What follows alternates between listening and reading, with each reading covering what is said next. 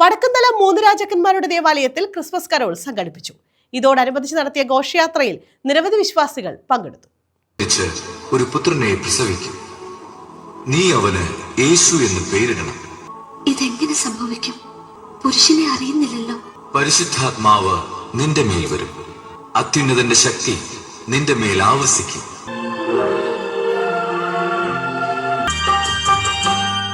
യഹൂദിയായിലെ ഒരു ഗ്രാമത്തിൽ ഒരു ധനുമാസത്തിൻ കുളിരും രാവിൽ വടക്കുംതല മൂന്ന് രാജാക്കന്മാരുടെ ദേവാലയത്തിലാണ് ക്രിസ്മസ് ആഘോഷത്തിന്റെ ഭാഗമായി ക്രിസ്മസ് കരോൾ സംഘടിപ്പിച്ചത്.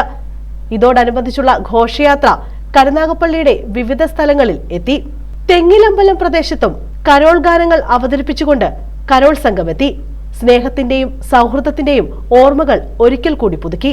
തുടർന്ന് കരുനാഗപ്പള്ളിയുടെ വിവിധ ഭാഗങ്ങളായ കോഴിക്കോട്, ഇടപ്പള്ളി, പോരൂക്കര തുടങ്ങിയ പ്രദേശങ്ങളിലും ക്രിസ്മസ് കരോൾ എത്തി. ഉണ്ണിയേശുവിന്റെ സ്നേഹത്തിന്റെയും സമാധാനത്തിന്റെയും ശാന്തിയുടെയും ഒരുമയുടെയും സന്ദേശം വിളിച്ചോതിയാണ് കരോൾ നടന്നത്.